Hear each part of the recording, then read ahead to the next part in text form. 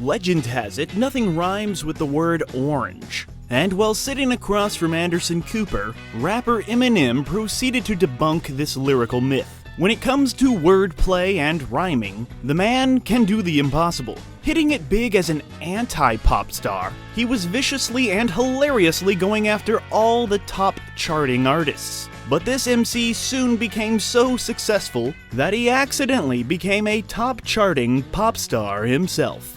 But, of course, this legendary musician tried to fight off the demons of fame and fortune when they manifested in the form of substance abuse and depression.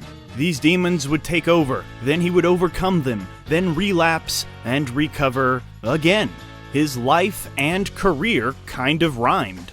But where is he in his monster of a career right now? Is he still rapping it up in those streets? Still topping those charts? Still spitting out super fly fresh lyrics from his angry little mouth, which now has a weird little beard? So yeah, what the fuck happened to Eminem? Orange, 4-inch door hinge in storage, and ate porridge with George. But to truly understand what the fuck happened to Eminem, we must begin at the beginning, and the beginning began when he was born on his birthday. 1972, Missouri, as Marshall Mathers. After his father abandoned him, he was left with his mom, Debbie, bouncing around the Detroit suburbs, getting beaten up and bullied by the neighbors everywhere he went. In the 4th grade, young Marshall Mathers was taking a pee-pee in the school bathroom, which proved to be a bad move as 6th grader D'Angelo Bailey entered and beat the pee-pee out of him. He attacked him. It was a violent assault, and the assault carried out into the schoolyard, with one instance even sending Marshall to the hospital. But young Marshall Mathers would retaliate in the only way he could, through his music. And throughout his career, Marshall, aka Slim, aka Eminem, would get his revenge on those bullies, and on his family, and on life, by living through his music. Here, tell these people something they don't know about me.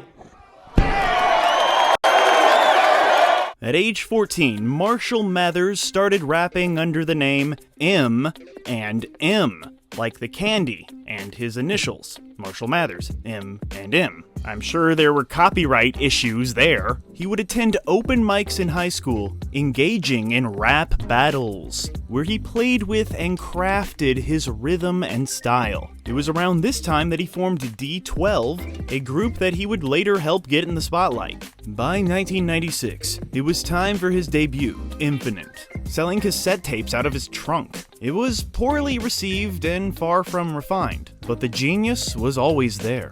At the same time, he was raising his daughter Haley, living with her and Haley's mother Kim in his mom's trailer. Pressures to break out and drug and alcohol problems led to a suicide attempt. But he would be reborn, instead, on the toilet of all places, concocting the name and alter ego Slim Shady, while, taking a Slim Shady on the toilet. Pooping. The next year, he released the Slim Shady EP. There were more darker lyrics playing with his troubles, sometimes humorously. And at the Rap Olympics, Eminem stuck his landing and got the attention of Interscope's Jimmy Levine and pioneering rapper Dr. Dre, who signed him despite skepticism from some that he was a white boy in a traditionally black game. But of course, Eminem and his crew are often outspoken on how skin color had nothing to do with it, just talent. In fact, Dr. Dre thought Eminem was black when he first heard him, so there's that. 1999 brought the Slim Shady LP, and more people got to see that this white rapper was not Vanilla Ice. He was angry and funny, and way more talented. And his music had themes of murder, drugs, revenge, and bullying tearing through all the tracks. This was Eminem. The album went triple platinum in its first year, going on to win the Best Rap Album Grammy, his first of a record 6, with the song My Name Is individually being honored. He next founded Shady Records and married Kim. I guess she didn't listen to the album, although they would divorce in 2001, giving Eminem plenty of material. for better or worse. The next year saw a more autobiographical album, the Marshall Mathers LP, with songs about family issues, his abuses, and coping with sudden fame, like the brilliant song Stan. And with this song Stan, Eminem was able to show off his skills as a storyteller. But yeah, all those things, they would be reoccurring themes throughout his career, in addition to facing accusations of misogyny and homophobia. His lyrics damn near got him banned from Canada. The homophobia was partly squashed by the Grammy duet with Elton John, and that same night he became the first back-to-back winner of the Best Rap Album Grammy. But it wasn't all a celebration, as around this time Eminem also had his first run-in with the law for a concealed weapon and assault. I'm not exactly sure what happened, but based on some of his lyrics, I think he pistol whipped somebody in a parking lot because of Kim. Just some gangster shit, y'all. The year 2002 brought the Eminem Show, with him getting political by criticizing the Bush administration. Still, the music this time was more mature, and yes, it was also the best-selling album of the year with nearly 8 million copies, and won a third Best Rap Album Grammy. But Eminem wasn't done yet, starring in the movie 8 Mile, which surprisingly became one of the most respected music biopics ever. He would earn major praise for his performance. So it was around this time that everybody thought Eminem was gonna be a big Hollywood actor, and many studios tried to get him in big stuff. Like at one time he was tied to the movie Jumper, he was supposed to be in Training Day, and that movie Elysium, and he was also gonna play the lead boxer in Southpaw. But you know what? 8 Mile is so good that that's all he really needed to do, which is actually like a really beautifully made underdog story that will pump you up. It's like Rocky with rap. Of historic note, the song, the anthem Lose Yourself from 8 Mile, would become the first rap song to win an Oscar for Best Original Song. But Eminem did not show up at the ceremony because he wanted to spend time with his daughter, which proves that Eminem tries his best to put family over career. He's rapped about it many times.